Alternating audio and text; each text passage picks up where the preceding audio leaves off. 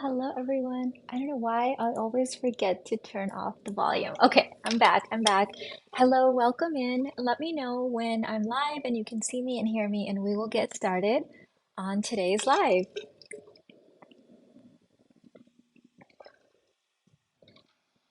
I think I am live. Let me know. Someone let me know.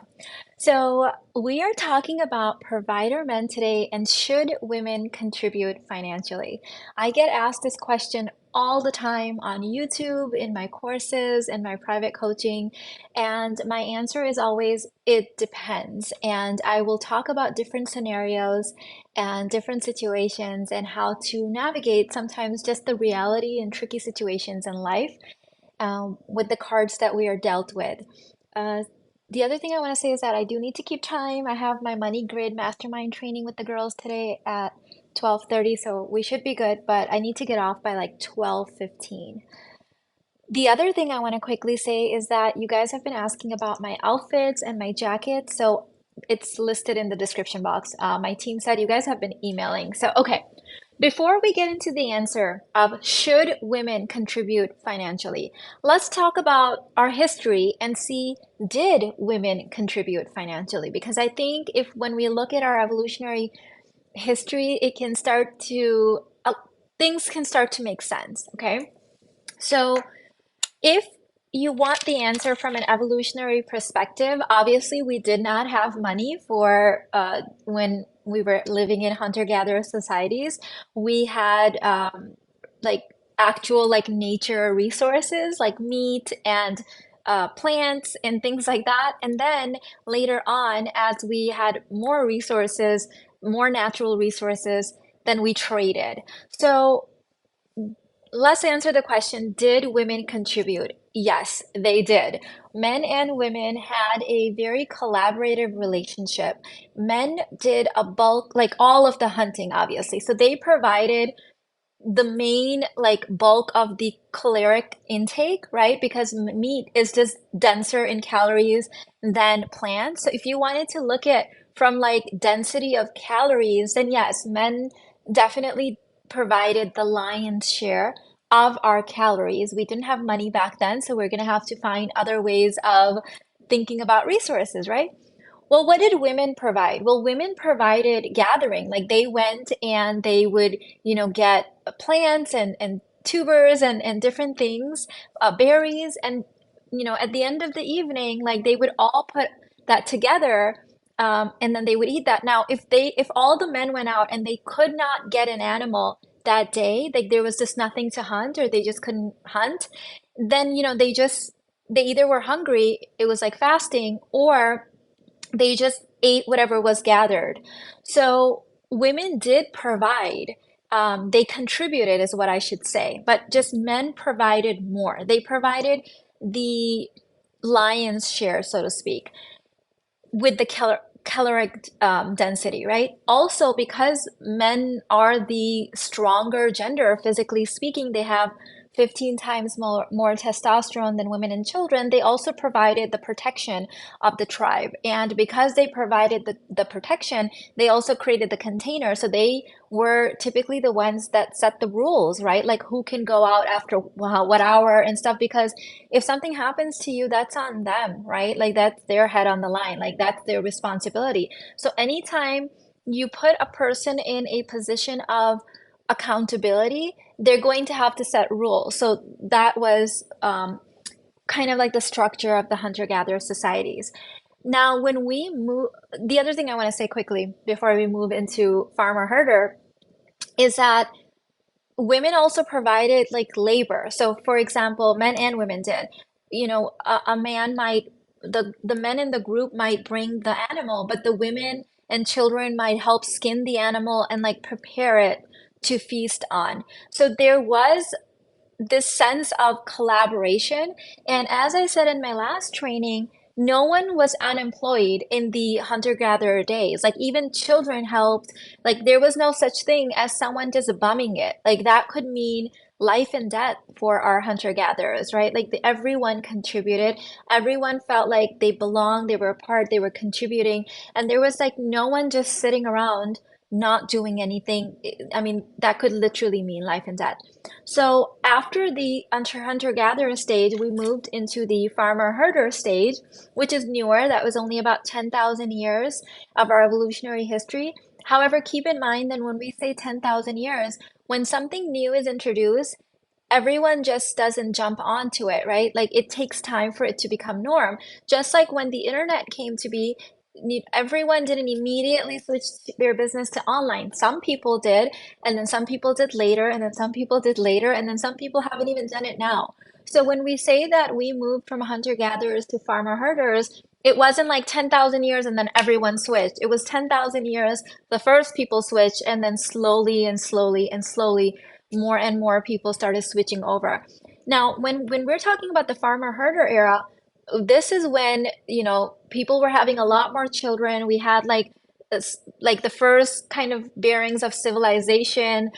People lived in closer density to each other, and they all worked on the farm. So men worked on the farm, women worked on the farm, children worked on the farm. In fact, people had like 10, 11, 12, 13 children because all of them were working on the farm. They were help literally. So people were having more children because the more children you had, the more help you had.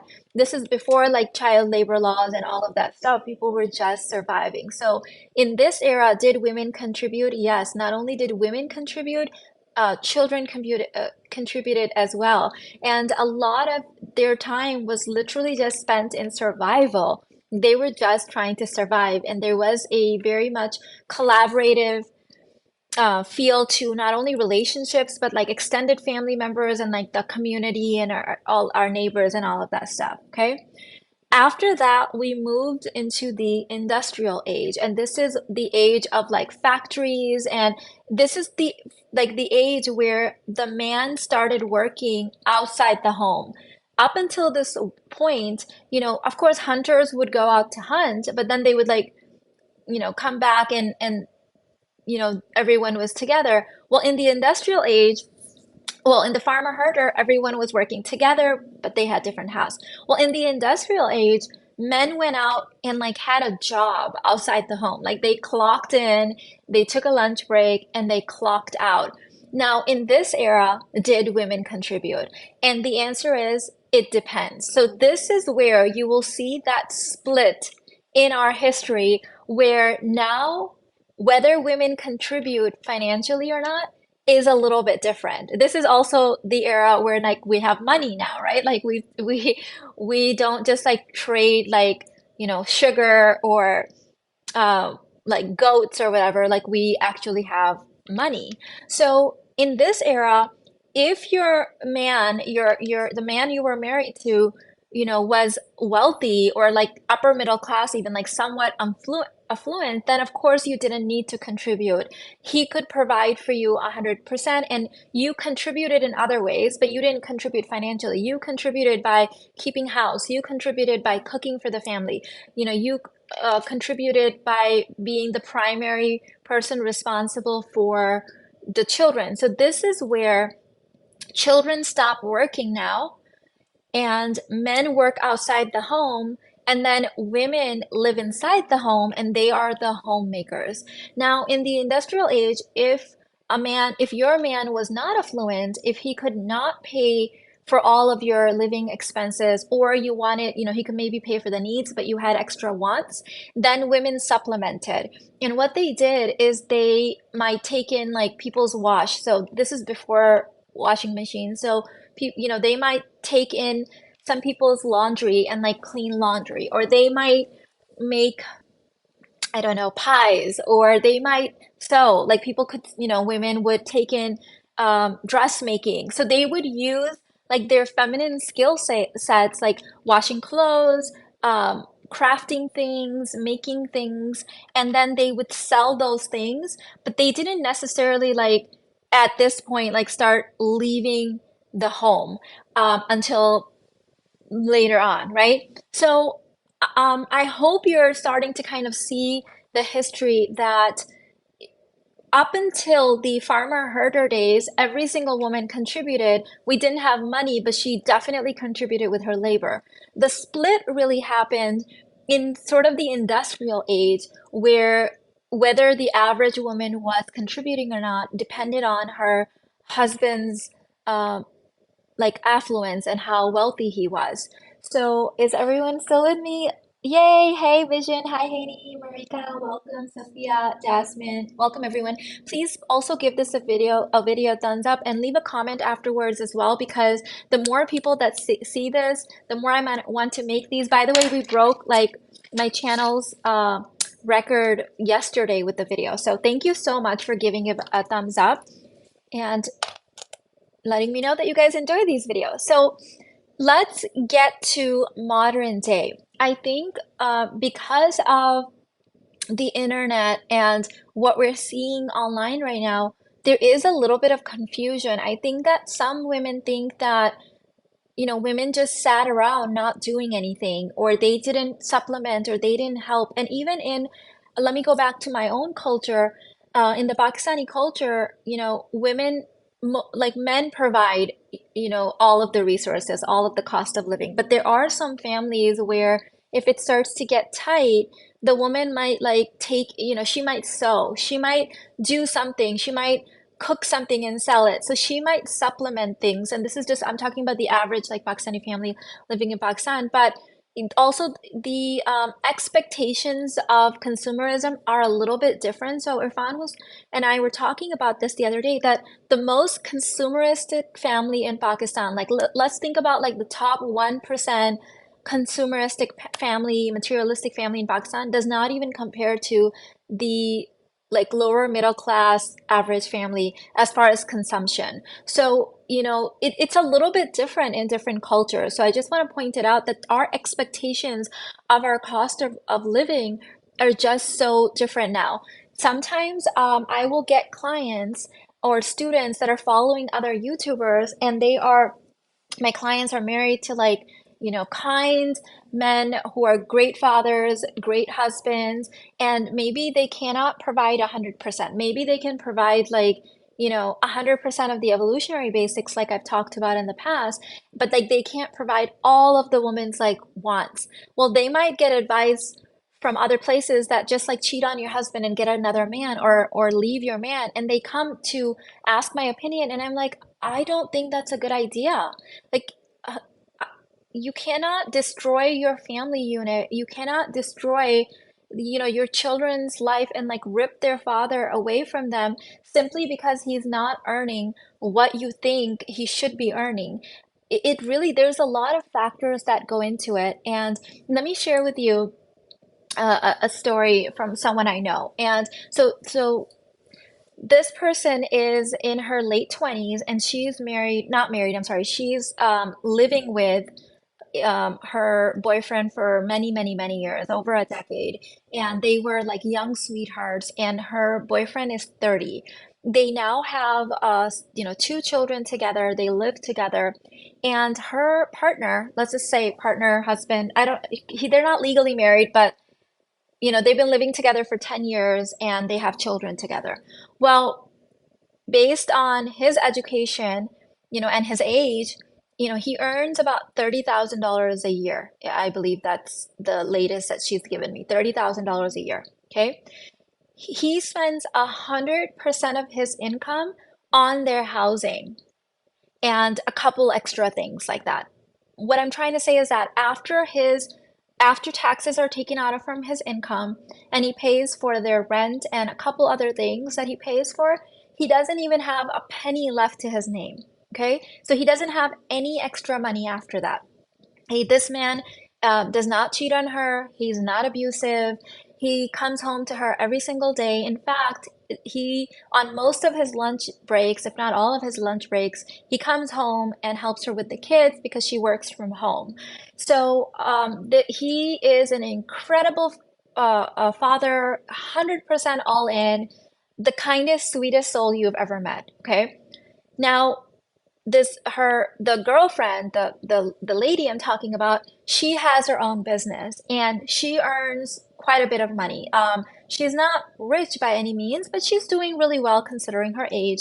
If I had to guess, I think the last she told me she was making about 75,000 to 85,000 a year. So, pretty good money. And so of course, from her perspective, she does feel like he could do more and he could provide more because she ends up, paying for everything else. But if she were to follow, some of the other YouTubers and they say, just ditch him and get another man or get another man on the side.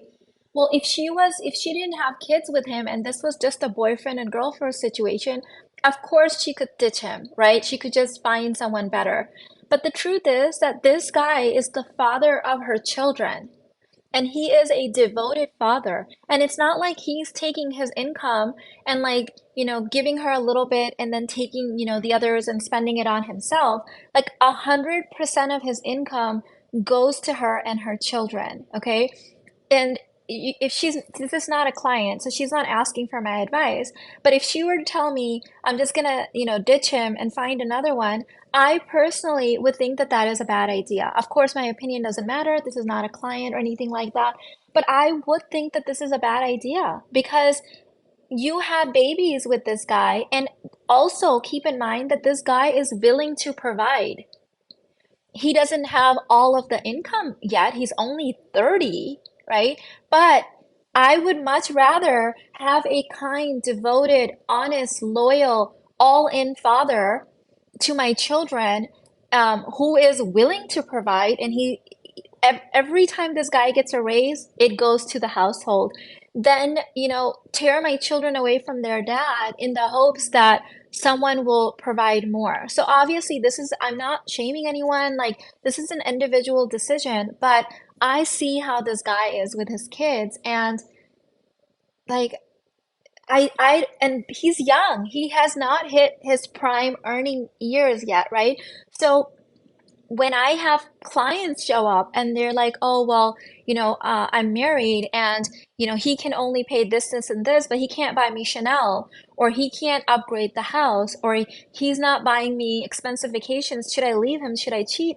I'm like, no, why on earth would you do that, right? Like, you have a kind, loyal person who is willing to provide.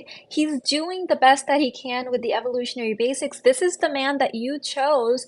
And just because you see someone providing more on social media doesn't mean you're gonna cheat on your partner or like find someone else. So I don't think that most normal people, at least not my audience, is not looking to have like multiple men in their life or looking to like marriage hop just because their partner hasn't hit like their prime earning age. So what I'm trying to say is that your marriage, your union, your financial even life is cyclical. It's going to be in seasons. Depending on what age you and your partner are, your man might not even be his prime earning age. So when I married Irfan, he had just turned 37. So when we met, he was 36. When we got married, he was 37. He was not in his prime earning level. And that's one of the criticisms my mom had, was that he's not earning as much as some of the other options that I had in my rotational dating, but he matched most, of my love list. And I reminded my mom that he is not in his prime earning age. And to me, his salary was worth more than mine because I wanted to be home with the kids. Like, I didn't want to work outside the home. So I wasn't comparing his income to my income. I was comparing his income to me not working, right? So if you are already in a healthy relationship where your man is willing to provide, he can do the evolutionary basics or at least some of them, it is okay to supplement, but here's some kind of guidelines that I would place, okay? And before I share the guidelines, I just want to mention that I'm not giving financial advice. I'm not a financial advisor. I'm not a financial anything. This is just my opinion. You can read the full disclaimer in my description box, but I just kind of want to mention that this is just what I would do. And this is what I did. So if you guys want to hear more of what we did, I can share that too. Someone was getting really mad in my video yesterday that I talked too much about my life, but most of my clients and students, pretty much all of them, say that they follow me because I give real concrete examples from my life. So take it or leave it. But if you want to know, I'd be more than happy to give real examples of how we did it and how that's changed over the years as I've started earning more money.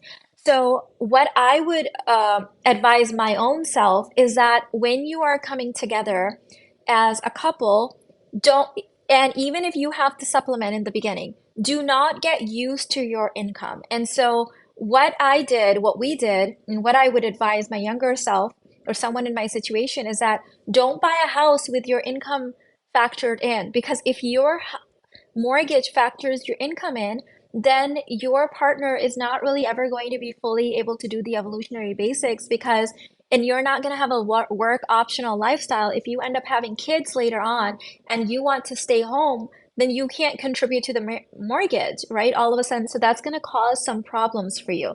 So with even when we are talking about our industrial age ladies where they supplemented, it was in addition to. It wasn't like, they're getting used to that income. So that when a woman needed to take time off for children and different things and different seasons, they weren't stuck because now they factored that income in. The other thing I often see is that a man can oftentimes provide the evolutionary basics, but the woman wants more. For example, if he can buy you, a three-bedroom, you know, starter home, well, if you want a luxury home that you can post on Instagram, then you might be more inclined to factor your income in. So I didn't always live in this house, right? Like when I got married to Irfan, I moved into his house that he had, and that's the home we lived in. I was talking to someone yesterday, and it was, I'm so glad that I have like different age groups and different friends and different socioeconomic levels because I can really, it helps me really stay in touch with reality and see what people are actually going through. She was talking about how she spent, years saving up for a house, a starter house for her, and her family. And in her mind, she was thinking that she could buy a house, a starter house, and she's very crafty and handy, and so is her partner, that they were going to fix it up and make it their own. And in her mind, living in Houston, she was thinking, well, it's going to be around $250,000. And she's like, Mina, you can't buy a house, even a starter up. She's like, now the same house that I could get for 250 is now suddenly 400,000. And she's like, I'm really sad now because I think that am I ever going to be able to have a house for my kids? Because she's like, even if I work twice as hard and we save every penny, like the goal post keeps moving up. So what I'm trying to say is that if these women found some of these channels that are like just find another one, just live, like then every child will now suddenly lose their father and every person will just be going through all of these divorces. But is this the reality for most people? Like I'm just, you know, I'm in a privileged position that I was born, into a culture where education is top priority. Like a man is either a lawyer or a doctor or an attorney, like or an engineer. Like you're told what profession you're allowed to go to so that you can provide for your family. And because of that, the immigrants that come into the, people that live here, Pakistani Americans, they tend to be high income earners. Dave Ramsey has talked about this for years, that immigrants tend to be high income earners, they're more frugal. So I know that it is easier for a woman from my culture to find a high income earner. I'm fully aware of that.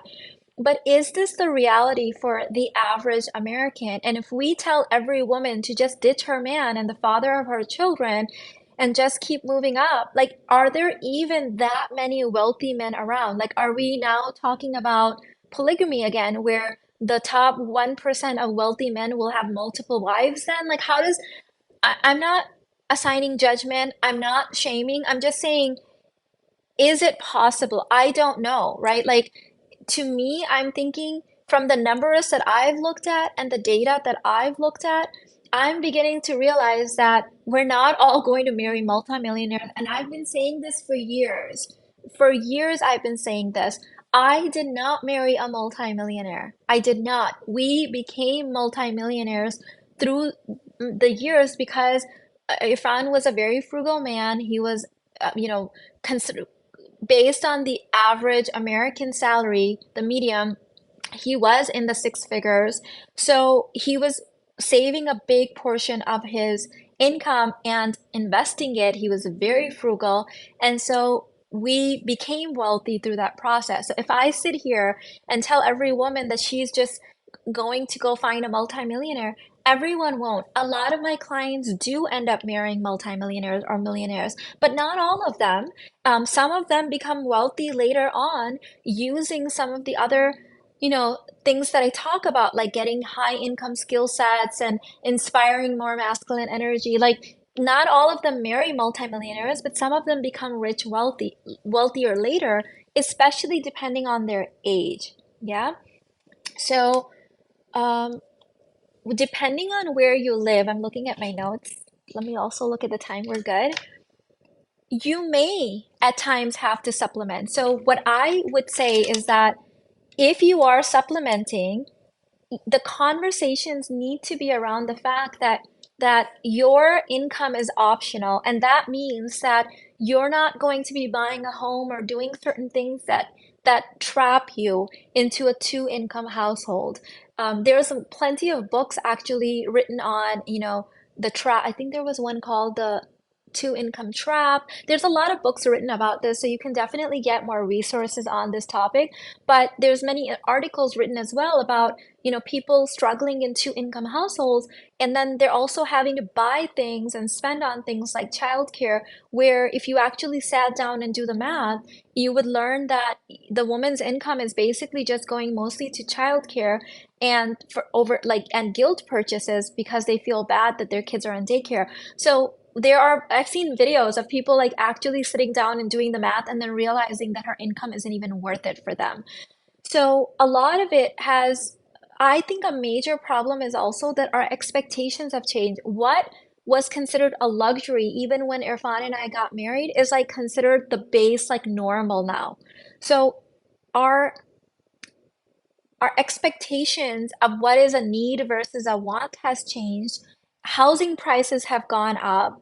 All and then, our incomes haven't gone up proportionally. I've been looking at some graphs and things where they graph out like the housing pricing increases, rent increases, and then like our income increases, and they just don't match.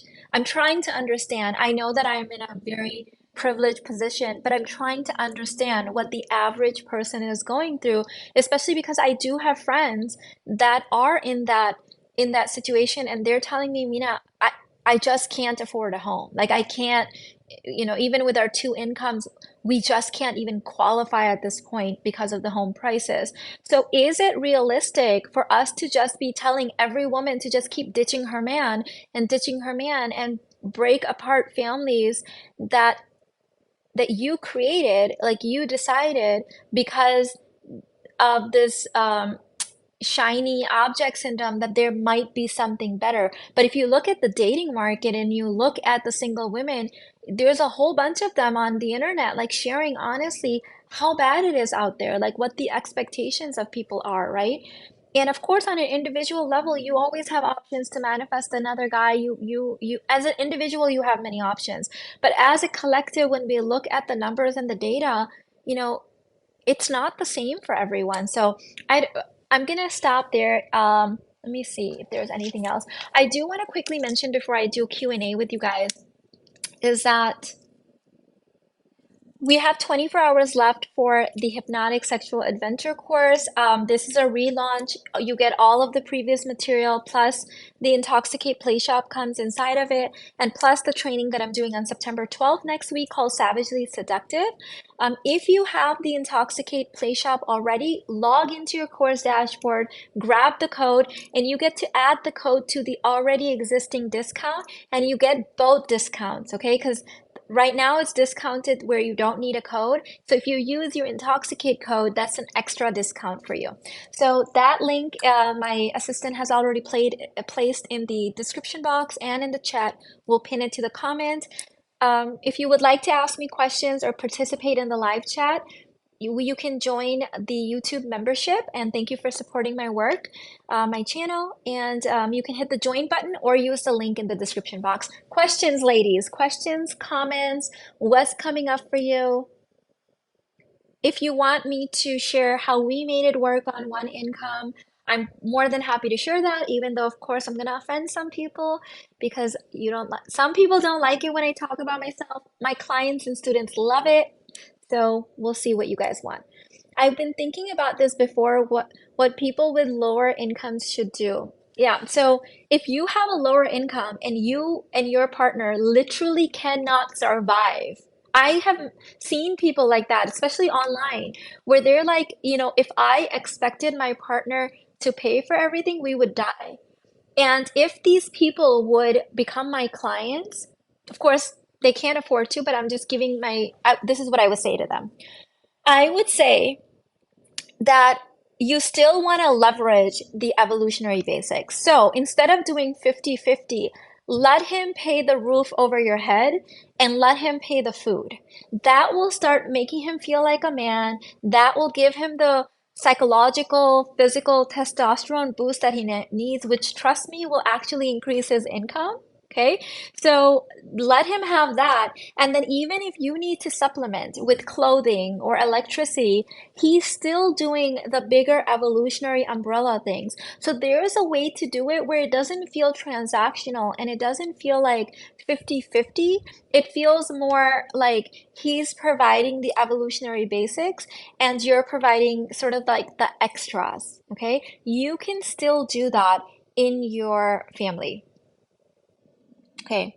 How do you use your income in your family as you are so successful? Okay. So before I answer this, let me go back to when I wasn't successful because I think this will help you and then I'll give you my timeline. Is there anyone else that wants to know? Give this video a thumbs up and let me know.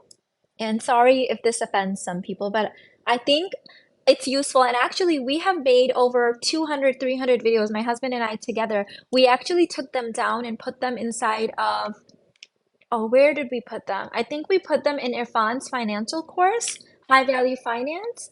So if you have the self-aware Barbie activated, that's going to be in the bonuses. I believe we put them all in there. So we used to share this stuff. This is not new information, but if you're new to my channel, you might not realize this. Okay. Okay. So when I got married to before I got married to Irfan, I was a single mother. My previous marriage had ended, and I was a student, and I had a real estate business. And this is when real estate was rocking. It was popping. It was booming.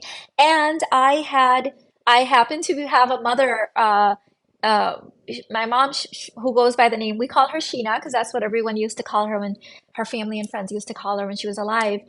Sheena was an expert salesperson, and Sheena was amazing at real estate. So I did have that advantage that when I got into real estate, my mom helped me. She was already thriving. And because of that, I hit the ground running in real estate and I started making, six figures and then multiple six figures immediately. So I got a real estate license, a broker's license, a more loan uh, loan officer's license. So I put my energy into it too. Okay. I wasn't just, taking advantage of my mom. Like I was like, okay, mom, like teach me and tell me what I need to do.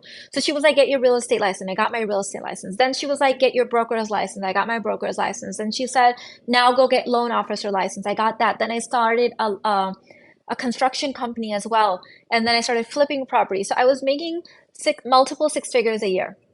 Then my mom got cancer, the business, all of that stuff happened. And when I married Irfan, this is what you need to know.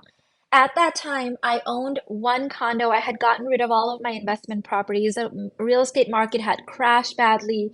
Business was not doing well, primarily because of my mom's health, and we were stressed out.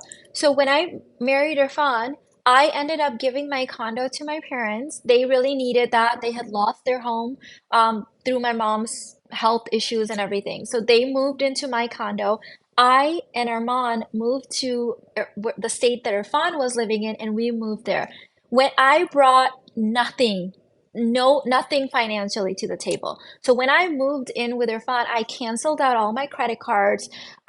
Whatever little money I had, I transferred it over into my mom's account. They really needed it at that time. And I gave my condo to my parents to live in, and they took over the, payments and all of that stuff. So I walked in with my child and like our two suitcases to Irfan's home. And you know, I had no money. I closed out my bank accounts, gave everything to my mom. Okay. I had gold jewelry that I brought in. Even my car, the car that I was driving, I gave it to my dad because they needed the car. They started driving it. So that was the real honest truth of my situation when I walked in. Okay. Now, in my culture, men provide, and like Homo sapiens have always provided the lion's share, and if needed then women supplement. And Irfan was making around $130,000 in salary at that time, and with his bonuses and other things he was around like 150, 160. He had a very modest three-bedroom home in a very low cost of living area in a different, like in a southern state, and we moved in with him, and the house was about 2 or 3 years from being paid off. He had zero debt. He had one car, a Toyota Camry that was he had bought it in cash, brand new, and he had a house with a very small mortgage payment that he was about to pay off. He didn't have any credit card debt, and that was it. So we lived a very modest, frugal lifestyle. Um, I thought we lived good. We ate every day. We had 3 meals. The fridge was always stocked. I lived in a comfortable home, a three-bedroom home. We had one car in the beginning that we were sharing. Of course, I had the option of bringing my car, but then we would have payments. So, and my dad needed the car, so I gave the car to my parents. And Irfan, at this time in his life, used to travel for a living. So when he was home, we both drove the car, and when he was traveling for work, I drove the car. So that was the situation. And then, yeah, let me see. He paid for basically everything. We took about 2 vacations a year. Um, he bought all my clothing, and I liked designer things. I always did. So Irfan would buy me like one or two designer items a year. That's all that was in our budget. He could afford to buy me more, but he wanted to pay off the house, and I actually wanted a paid off house as well. And he wanted to have a nice retirement fund. So that's how we lived for 18 months. And then we moved to Houston, Texas, where we live now. And when we moved here, Irfan switched over to a normal job, so he wasn't traveling. He didn't like having to leave the boys. We had two boys at that time, by that time, to travel so much. He said it wasn't fair because he wanted to be the kind of father that was involved in their kids' lives. He didn't like it that the boys would cry when he would leave. So when we moved here, he got a regular 9 to 5 job, and he was now earning a little bit more. I think he was earning 150, and then he had bonuses and other things, so it went up. So when we moved here, I did already have a YouTube channel that I had started in South Carolina.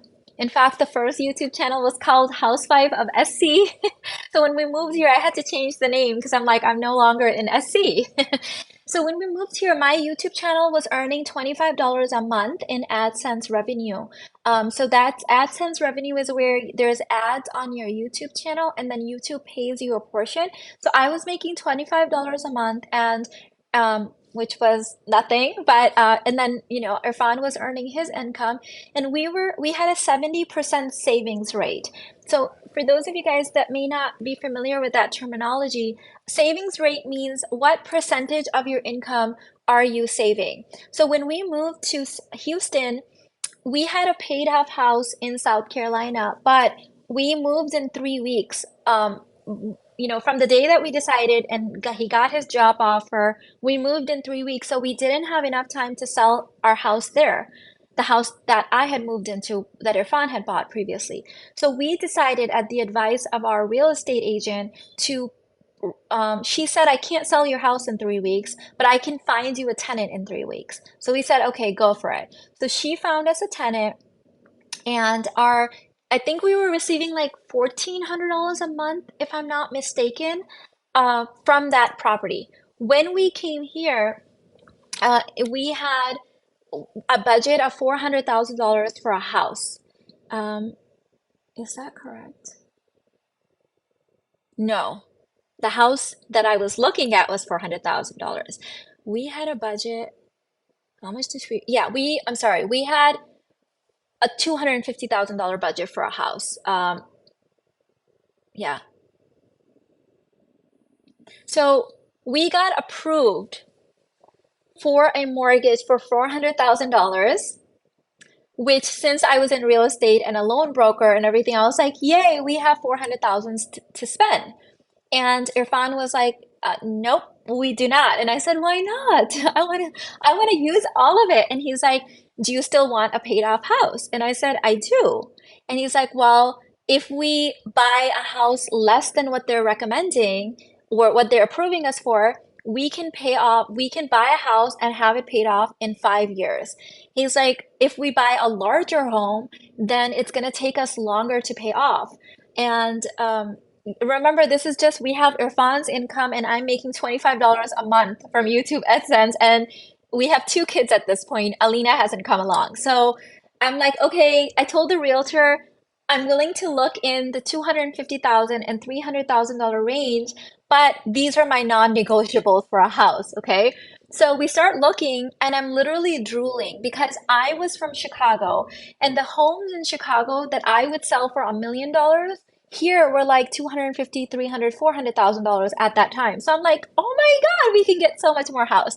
So there were points where I was like, I want the bigger house, I want the more expensive, but my husband was like, no, we want a paid off house. And I did really also want a paid off house. And he's like, this is what we can do. We also want to extend our family. Like, this is what I feel comfortable doing. So we found a house, our previous home, that it had most of my non-negotiables. The only thing it was missing was a kitchen island. I didn't get to have a kitchen island in that house, but it had everything else, and it was the right price. It was a brand new house from the builder, and my husband was like, we're gonna pay this off in 5 years, and we can upgrade it even later and things like that. So I decided, okay, we're gonna buy that house. So we bought that house and we paid it off in 3 years. So, and because what Irfan would do, I think our mortgage was $800. And what he would do is instead of paying 800, he started making $2,000 a month payments. So he was paying more. And that way we were like, okay, we're gonna pay it. Well, in 3 years, our tenants decided that they were going to move. And so weren't going to have that 1,400 or whatever it was income anymore, extra income. So we sold that house, and that house was paid off. We sold it, I believe, for 230,000 or something. And we took that money and we put it towards this house, and then this house got paid off. So now we had two paid off cars, the Toyota Camry, and Irfan had bought me my push present for when I had Ayan was my Chevy at that time. He had bought me a Chevy truck because we needed, we were growing our family, so he bought me a brand new car, paid cash for it. Now, I was not wearing Chanel at this point. I did not, have all of this nice jewelry that I wear. He was buying me 1 to 2 Louis Vuitton bags a year. If I wanted more, then I would have to sell one that I already have to buy more. We lived very frugal. You know, we took a couple vacations a year. Like my life was really nice, but it wasn't what it is now. Like we weren't flying first class. I didn't have Chanel. I didn't have a lot of those things, but I got to stay home with my kids. Then I had my daughter in 2014, and a few months before we had her, so while I was pregnant, we were sitting down and doing our finances, and Irfan announced that we were officially millionaires. And that blew me away. I was like, wait, what? And he's like, yes. And he's like, I'm like, how? But you don't earn $1 million. And he said, well, you don't have to earn $1 million to be a millionaire. And he explained to me that you, the definition of a millionaire is your assets minus your liabilities. And he said, we don't have any liabilities because we don't have a mortgage. Our cars are paid off. We have zero credit card debt. This is what I have in my 401k. This is what I have in my, in our other investment accounts. This is what our house is worth and it's paid off. And he said, if you total all of that out, we have $1 million. And I was like, wow, like that was like the happiest moment, one of the happiest moments, because when my book comes out, you guys will see that that was a dream of mine. I always wanted to be a millionaire, but I thought you had to do something grand to become a millionaire. I had no clue that all you had to do was like, save and invest a large portion of your income. And so that was in 2014. Well, in 2013, he announced that we were millionaires. In 2014, I had my daughter. I did not start earning money in my business until 2016 when I became a life coach. And when I became a life coach, I was charging $100 per session for calls. And so in the first couple of months, I was making about $2,500, $3,000 a month. We freaking thought that was a lot of money. Okay. So that's kind of what happened. And so what I started doing with that money is that we decided that I was going to spend some of that on like luxury things and things that I always wanted to buy, like upgrading my wardrobe and buying more designer items, and that I was going to invest and save the rest of it, right? So, and a big portion of my income was like what I was earning started going through to education. So I've always been big on education. And, you know, this is one of the reasons that Irfan was like, even like, think of it this way. When I got my degree from Northwestern, even after that, I got my real estate license. I got my loan broker's license. I got my broker's license. So when I was married to Irfan, I still kept reading books, still like doing kind of like low cost education, but I didn't have a very large budget for investing in myself. I, I mean, I'm sounding ungrateful, but I was spending probably $300 to $400 on myself on educational needs. We did have an education budget, and some of it went towards the kids, and some of it went towards me. So not to be ungrateful. So I was spending some money on education, like investing it back in myself.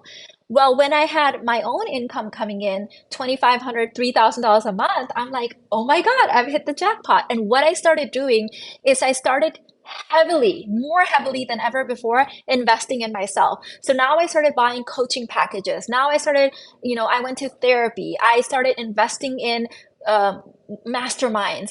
So I started spending some of the money in my wardrobe and kind of more frivolous things. And I started spending some of it in investing in myself. And then I started investing some of it. Okay. Just like we had been doing with the one income, we started doing it with what was left over. That was in 2016. Well, in November in 2017, I launched my first course, which is now known as the Basic Babe Bundle. When I launched that course, okay.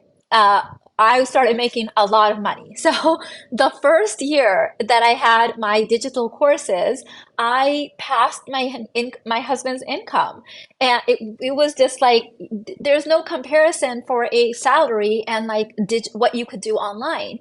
And so I had multiple six figures the first year. I think the second year we had our first seven-figure year. So it's only been up and up. How we've managed this is that our lifestyle, like all of our basic lifestyle, is still paid for my husband. That is something that is really important to both of us. So this house, when we bought, if I was factoring in my income and if I wanted to take a loan out, I could probably have afforded a home for 20 million. I'm sure they would have approved me for $20 million easily based on my income. I used to be a loan officer and a mortgage, like, and a real estate broker. So that's what I guesstimate they could have approved me for.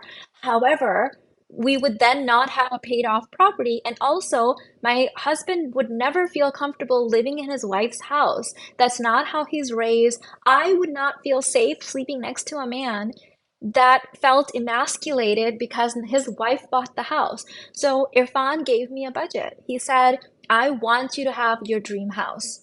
I want you to like live out all of your dreams, but I want to be the one to pay for that. And he's like, this is how much your budget is to find a house in what I can afford. And he gave me that budget and I found one in that budget. And quite honestly, this is my dream house. I don't know what I would have done if we found this house and it was 20 million, because I still would have wanted it because I love this house. It is my dream house. Like, I just love it. It was built in the year that I was literally planning out my suicide.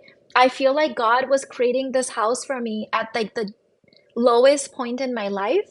I have a lot of sentimental attachment to this house and what it represents for me. It just so happened through God's grace that it happened to be in the price range that Irfan had given me. And to be honest with you, it was $300,000 more, listed for more than what the budget Irfan had given me. However, he negotiated it down. So we actually ended up paying 100,000 less than the budget he had given me. So yes, we still live, and I'm sorry if these numbers trigger anyone.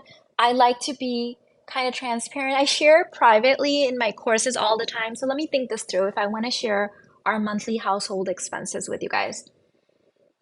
I'm gonna just drop in because I know this is very public.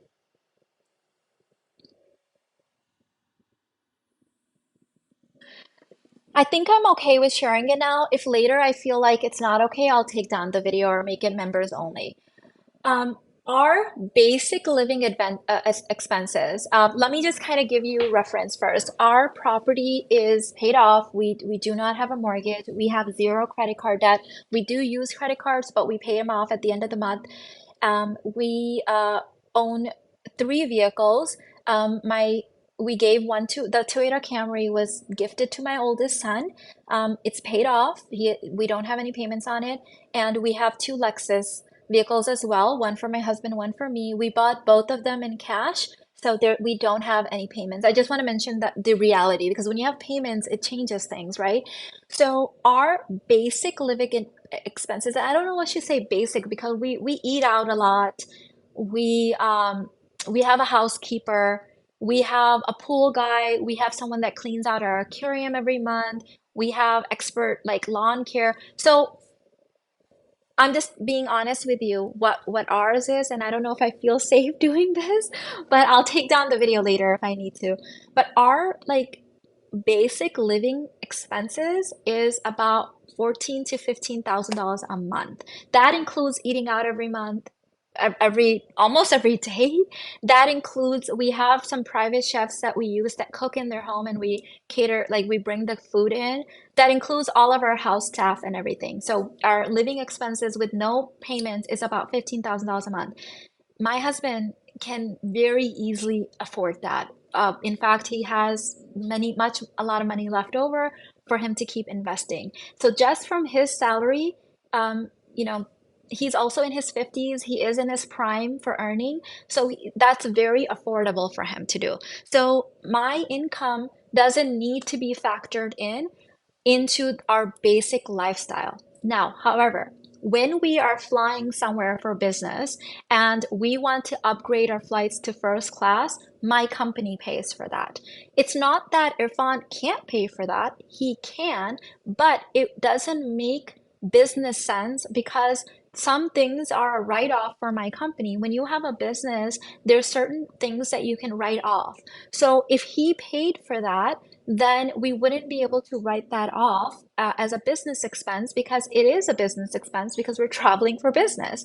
So when I have clients that are in those kind of situations, they say, well, Mina, should he be paying for, my business expenses? And I say, no, that's ridiculous, because that should be coming out of your business, because then, you need to be a smart business at the end of the day as well.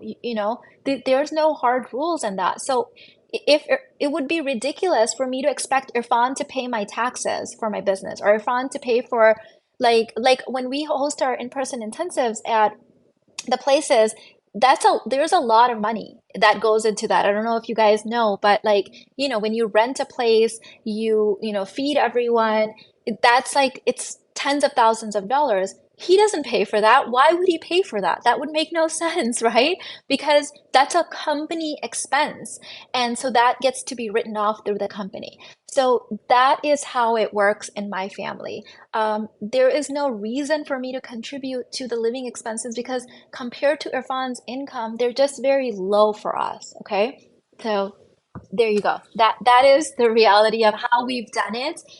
So I prayed for this video. Men really need to hear this too. I love this, Mina. I find your story so inspirational. Thank you, babe. So it might not be the most traditional, right? Because I wasn't expecting me to start earning all of this money. I'm also not going to deny it. Some people are like, well, why are you earning money if your husband pays for everything?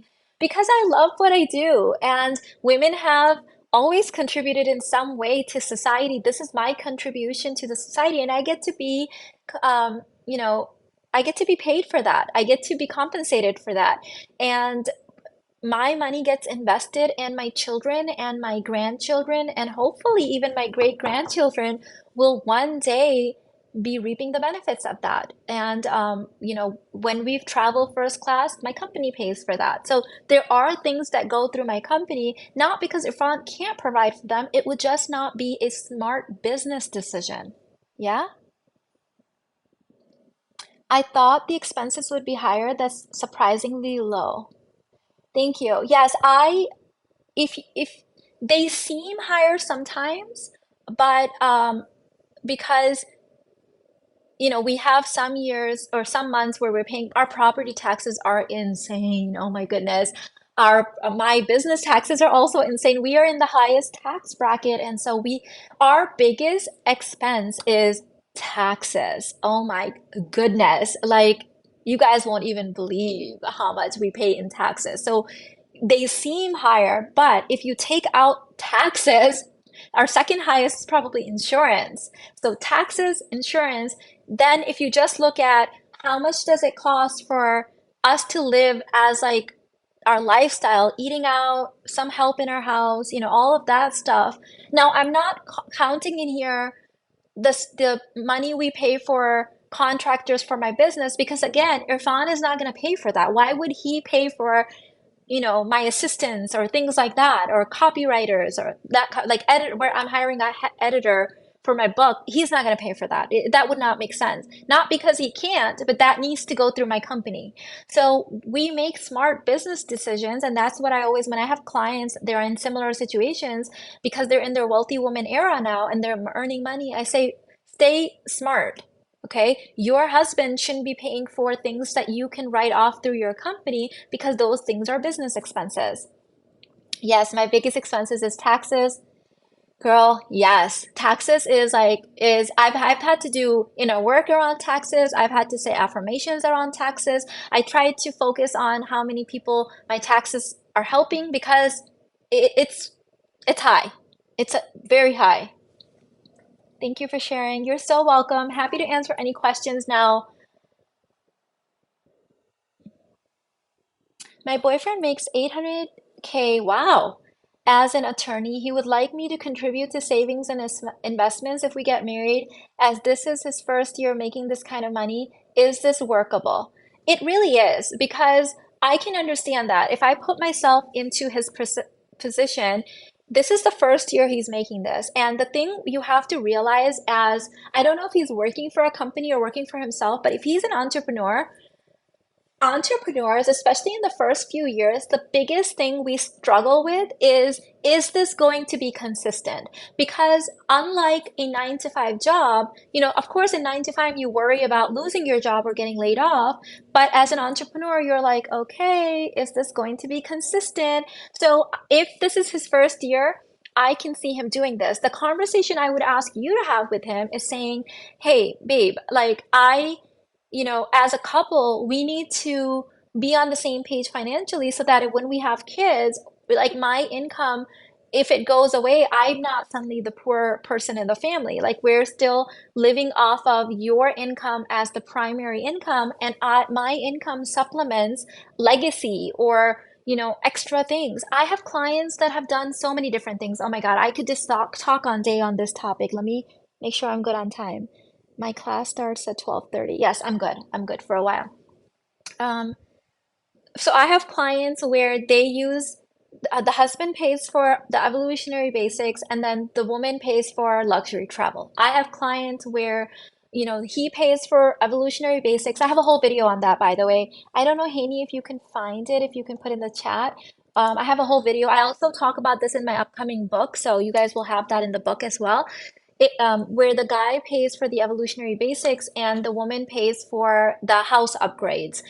I've also have clients that do it like me, where the woman's income, what's left after taxes, goes through investments. Let me also share something very personal with you guys recently. Okay, so this is very personal. I've only shared this with the CEO Boss Queens, my students there.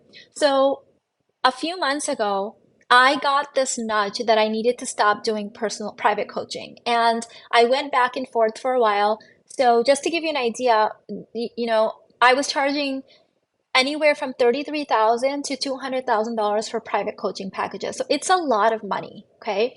Also, my private coaching clients get like the most help from me, right? So I often get the most potent transformations and testimonials from them.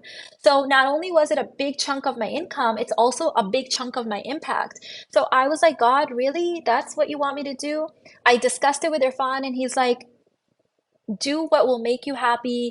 Always play from a position of strength. Like, he always encourages me to do whatever makes me happy. He's like, if you want to quit completely, quit completely.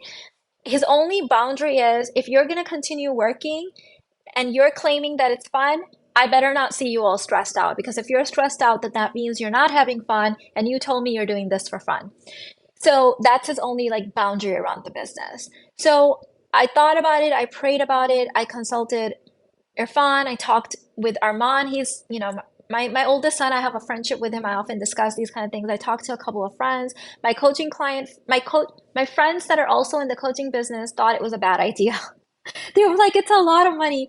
I'm like, I know, but I'm being told to quit. So I quit doing coaching, private coaching. And then the following month, I got the nudge to quit doing flash sales. Well, as you can imagine, my income took a big dip, because a big chunk of my income was coming.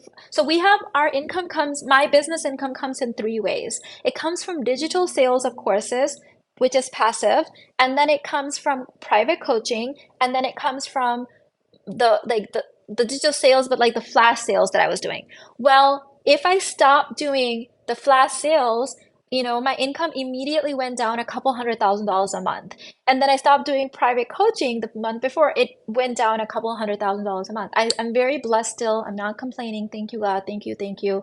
I still get to help a lot of people, all of that stuff, make good money. A lot of it goes to taxes, but I'm not complaining. So, well, a normal business person will freak out, because you're told in corporate America and in capitalism, all of that your income should just keep going up. But all of a sudden, I had this new energy. I had this newfound, creativity. And all of a sudden, I started writing my book. So when I started writing my book, I realized that God had wanted me to stop doing coaching and spa sales, because they were taking up a lot of my energy, and he wanted me to channel it towards writing this book.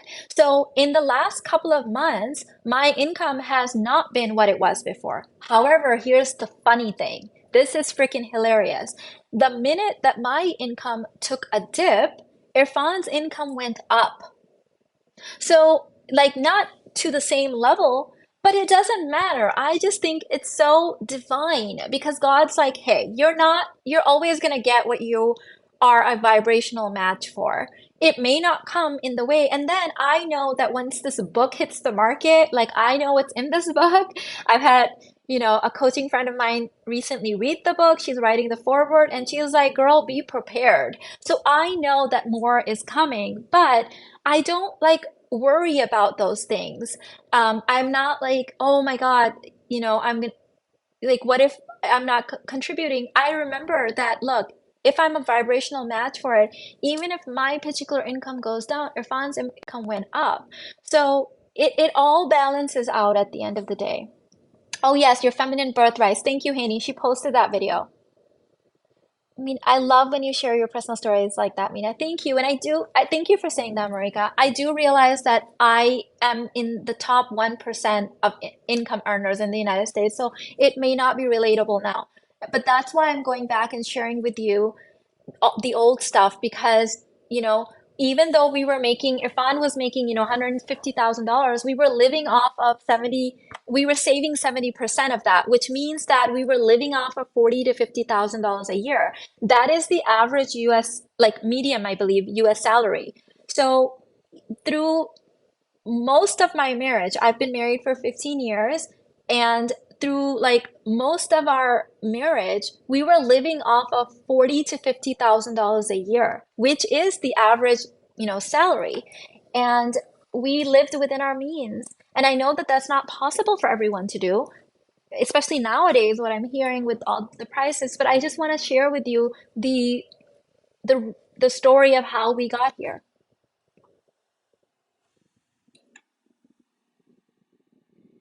Welcome, Level of Queens. Welcome to Level of Queens Infinite Irene. Thank you, thank you. Sorry, I get distracted from the comments sometimes. As a single woman earning 82,000 pounds, currently including bonuses, what income bracket should I aim for realistically in a man? So I would say don't focus on the income bracket, focus on someone that is willing to provide and has all of your other personal values. So here's the thing. If you found a man that was earning 500,000 50,000 pounds, and he was willing to provide and had similar values to you and wanted a forever marriage, to me, that man is better than someone earning 150,000 pounds that doesn't have your same values. So, when you're younger, when you're in your 20s, you can afford to be the pickiest, but there's always cost benefits analysis. Like, a lot of women are being told to marry someone 25 years older, which is totally fine. There's nothing wrong with that. I personally would not want to marry someone 20 to 25 years older than me. My husband is 9 years older than me. We don't, honestly, I don't feel like there's an age gap. Like we are, um, we feel like we're at the same level. We just believe in my culture that women just mature a little bit faster. I don't feel like he's older than me. We feel the same. But to me, I do have kind of a stigma around my mom. My dad was 14 years older than my mom. Um, and I don't know, I personally wouldn't want to go that older. But if you are in your 20s and you're like, no, Mina, I don't want to lift a finger. I want everything done for me. I want the Chanel now. I want the mansion now. I want everything.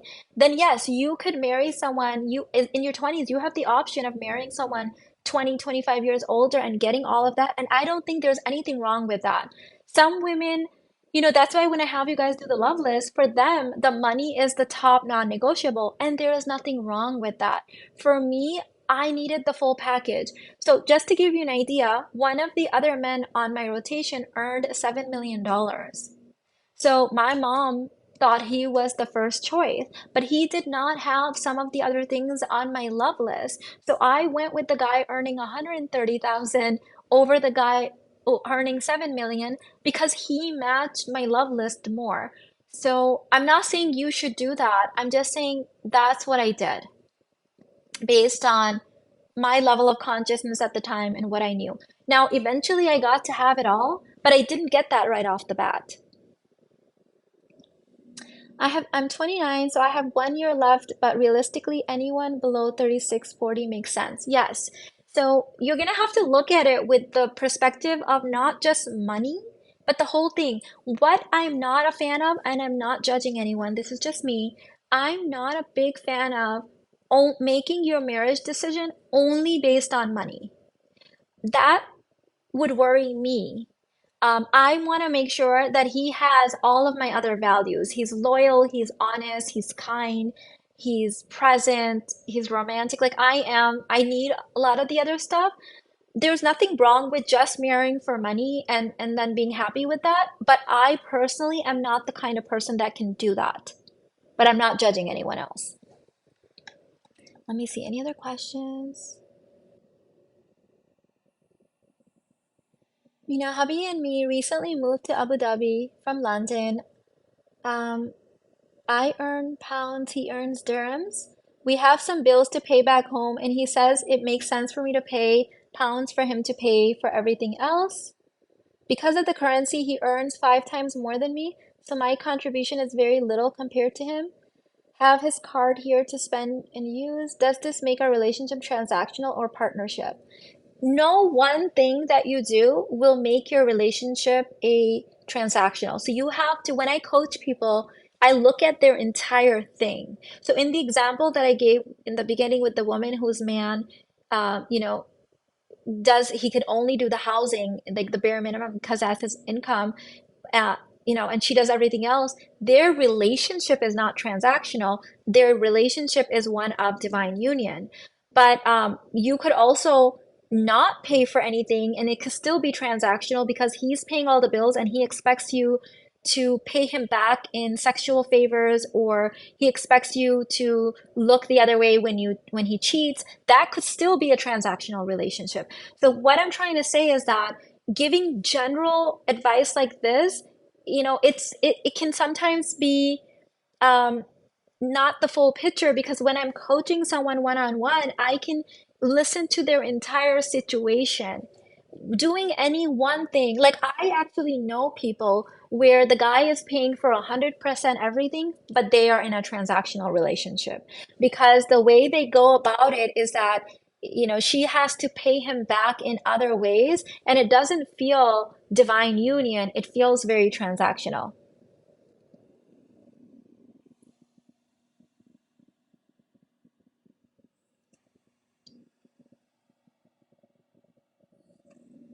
Anything else? If the woman doesn't contribute anything financially, how to convince him to merge financially and make financial decisions together? So I did not financially contribute anything. I wasn't making anything for the first like 9 years of our marriage, and we had everything joined. So when I got married to Irfan, he added me to all of his credit cards. I had closed all my credit cards before coming in, and he added me to all of his bank accounts. He added me to his as a beneficiary to his 401k. He had his sister on his life insurance policy because he wasn't married, he didn't have any kids. He took his sister out and put me as the beneficiary to his life insurance policy.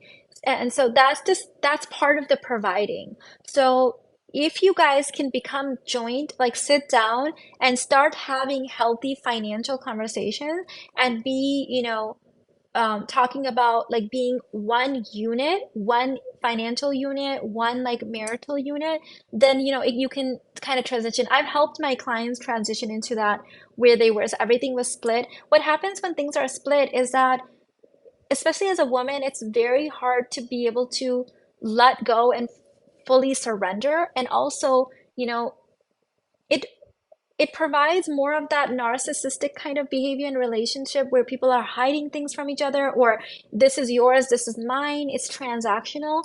So personally, in a lot of situation, it makes sense to merge. Now, in some situations, it may not make sense. I have to see those things individually and base them off of everyone's exact situations. Let me see. Okay, I'm good on time. I can do about 15 more minutes.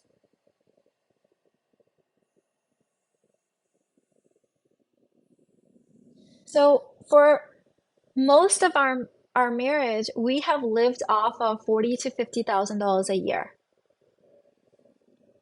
I don't know if you guys consider that low income or high income. He was earning more than that, but we were investing like all of it, the rest of it, because we wanted to be financially independent. If we reached financial independence 4 months before I launched my business. Financial independence, by the way I'm using it is that if Irfan and I did not earn another dime for the rest of our lives, our net worth portfolio would be able to sustain our living expenses. Now, we wouldn't be flying private, at that time with the money that we had at that time. We would be living a normal lifestyle, meaning 2 vacations a year, house is paid off, cars are paid off, go out to eat, normal, average lifestyle. That happened about 3 to 4 months before I even launched my business. So we did do that on one income. When people ask me, Mina, is it really realistic to have become a millionaire on one income? And I tell them that's what we did. We became millionaires on one income. My Irfan's best friend also became a multimillionaire on one income. Most of our relatives, you know, became wealthy on one income. but they're frugal. I'm just telling you, I'm just telling you, they've got those immigrant frugal values. Did you feel restrictive, Mina? How did you manage to live with that budget? I felt really restrictive when I would have family members or friends kind of chiming in. So in my everyday life, because I was coming from a single motherhood situation, I was burnt out, I was stressed out. I was just so grateful that someone else was paying all the bills, someone else was responsible. I was not accountable for anything. I felt really grateful and relieved. When I would have my family members come visit or friends come and say, well, why can't you just buy that? And why can't you do that? And they would give me their opinion. I would start feeling really resentful of Irfan. And I would go into being really ungrateful. And then when they would leave, and now that we know human design, my centers would be empty and I would go back to reality of like what I actually had, that I could be with my kids all day long. I didn't have to pay for anything, then I would be fine. So when there was comparison or negative feedback coming from people around me, I would go into really deep and dark places and become really resentful. In fact, I'm just going to share a very embarrassing story. I'm not proud of this, but was getting some feedback from my family that they felt like Irfan should have been progressing in his career, that he was being lazy, and that I should talk to him about it. So I went to my husband and I gave him a piece of my mind, and I was like, how come you don't really, because my friends and my family members were like, someone as qualified as your husband should be making at least $300,000 a year. Why is he still in like the low six figures? So I went to him and I like talked to him about it. And, at first he seemed kind of crushed. And then he defended himself and he said, listen, I know that I can make 250, $300,000. I get those offers all the time. And he said, here's what I would be doing. He said, I would be working 12-hour shifts. I would not be coming home at 3:30 and 4 p.m. like I do right now. You would barely see me on the weekends. When I do come home, I would be exhausted. I wouldn't be able to play with the kids and be romantic with you and do all the things that we do together. He's like, I had kids later on in life. He didn't become a father until he married me. He was 37. So he's like, I want to be present. I don't think it's fair for you to expect me to be earning more money and never be home. So I thought about it. I did think about it. I was worked up at that time because of this feedback I was getting from family and friends. And when I really thought about it, like one example is that I would see Irfan rolling on the ground, playing with the boys, like, playing ball with Armaan and throwing Ayan up in the air and coming home at 4 p.m., doing the grocery for me, filling my car up with gas. And I would see him have all of this presence and time for us. And I started realizing that it was unfair for me to expect him to work twice as hard just because I wanted to buy more things. So I'm just being honest with you guys. I'm sorry if this offends people because I know some people don't like it when I talk about realistic things like this because everyone just wants to be a multimillionaire and just live the Instagram lifestyle. And I get it. I love money. I love designer things. I do live in a mansion right now, right? Like I get it. But I'm just going back to that early years of our life. And so to answer your question, Abby, anytime I got feedback from someone else and they made me feel kind of bad, then yes, I would argue with my husband. This is one of my favorite videos. Thank you, Jasmine. I'm just being brutally honest with you guys. I did get to have everything I wanted. And I talk about this in my book that's coming up that I do believe that women get to have all. They get to have all of what they want, but expecting all of it to be crammed in like 1 year at this one time, we probably don't even have the container for it. No, this doesn't offend us. Honestly, this is the truth and glad you're finally speaking up. The truth is, Stephanie, babe, I've done like over 200 videos like this. People get really, really offended when I talk about realistic things and budgets, and they think that I've gotten feedback over the years that I'm asking women to settle down, that, I'm asking women to be with Dusties. Like, my husband is not a Dusty, okay? Like, he's just a normal guy, he has a master's in engineering, like that was his income. Could he have earned more? Yes. So by the way, some of my relatives that were being kind of negative about Irfan's income did end up marrying people that were earning 200, $300,000 a year, but they complained that their partner is never home with them. So I'm like, you can't freaking have it both ways. Like, they say things like, "Oh, how come Irfan helps you cook? Oh, how come Irfan, helps you do?" Well, because I never expected him to like take a job that would keep him away from the family because like he told me that's not what he wanted to do. So you can't always have it both ways.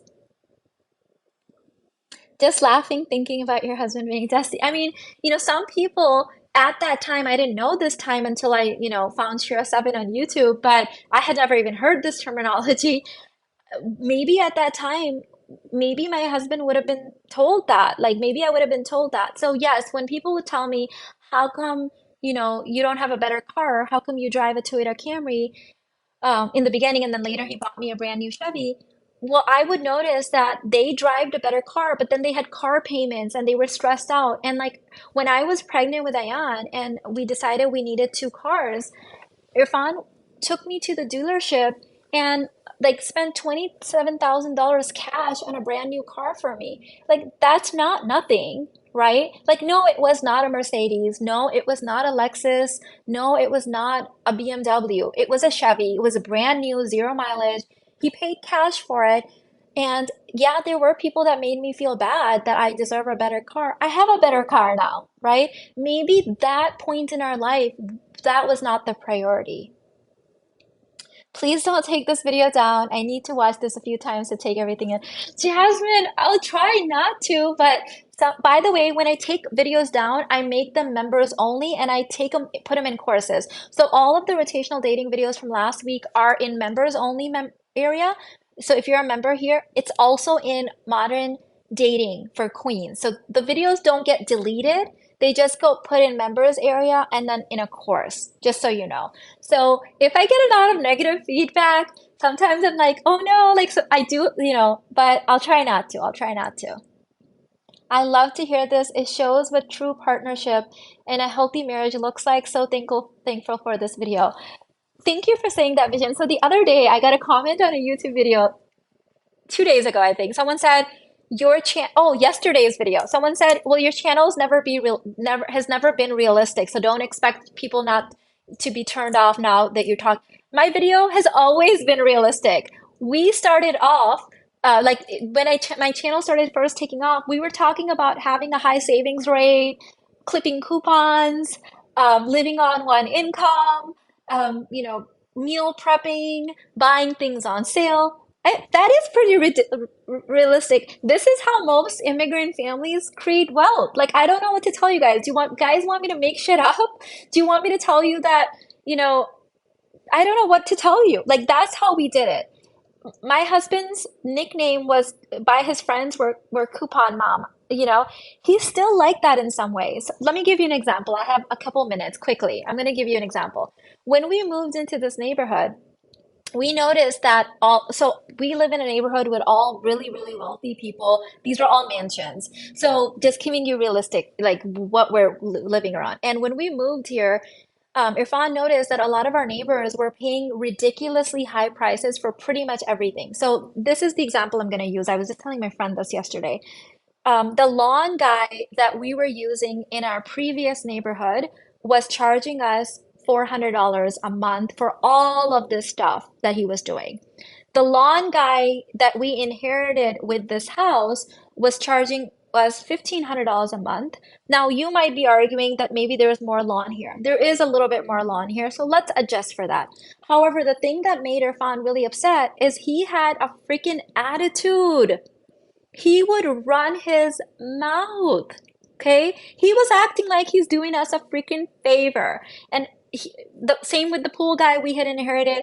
And so Irfan started asking our neighbors around what they're paying, and they're all paying all of these ridiculous prices. But when we're interviewing their people, they've just got a mouth on them. They're nasty. And my husband was like, I'm not putting up with this shit. So Irfan calls Jose in our old neighborhood. We worked with that guy for 10 years. So he was like, Jose, we live about an hour away. We have a much larger house now. You were paying us, we were paying you $400. If I paid you for gas and extra time, what would you charge us for this house? So Jose goes, I'll come over and I'll take a look. So he drives all the way over here and he quotes us $600 plus gas. So Irfan's like, done. And he said, would you like more accounts since you're already driving here? And he's like, oh my God, yes. So Irfan talks to all of our neighbors and he goes, you guys are paying way too much over here. And the people we're working with have a mouth on them and they're rude. I can get you a guy that's humble, that's sweet. We've been working with this guy for 10 years and he's going to charge you a lot less and be way more humble. All of our neighbors were like, yes, let's do it. So we all started working with that guy. So Irfan is just like that. He just thinks that way. Then when we wanted to get a generator for our house, same thing happened. Irfan negotiated with Costco and said that I'm going to give you all of these homes. I will do the marketing for you, but this is how everyone is going to pay. This is how much I'm going to pay, and this is how much all of my neighbors are going to pay. They sent a guy over, someone over, Irfan negotiated with them for weeks. Okay. He's just like that. Could we have paid more? Yes, but he's not going to pay more than what he needs to pay. That's just the kind of guy that he is. This is just the immigration mentality, like immigrant mentality that these guys have. And he's like, I'm not paying more and then having someone run their mouth in my on my property. So now every single person in our neighborhood consults with my husband before they buy anything. So this is, of course we can pay more, but we're just not like that with money. Such good character, good-hearted people deserve riches and wealth. Thank you. And I'll be honest, like in the beginning, it would embarrass me when he did stuff like that because my family was not like that. My family were just like, pay whatever. But then I started thinking, I'm like, my family never really had money. Okay? He has money. Okay? My family at times earn more than him, but we're always paycheck to paycheck. He has money. I need to shut up and listen to him because he has money. So I had to like be okay with his coupon mom ways. He's still like that.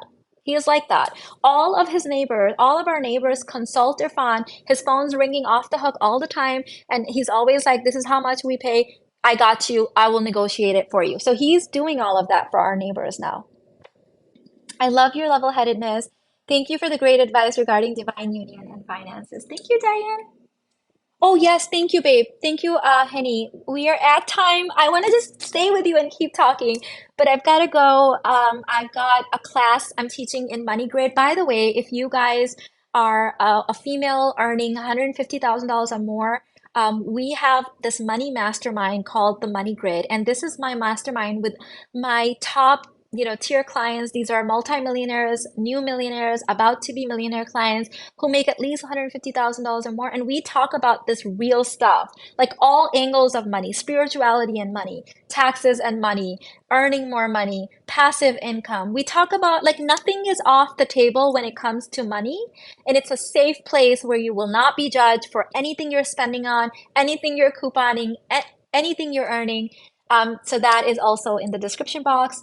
24 hours left for the hypnotic sexual adventure course. I love you guys. Sorry I gotta run. I love doing this. I'll be back tomorrow. I love you. Bye.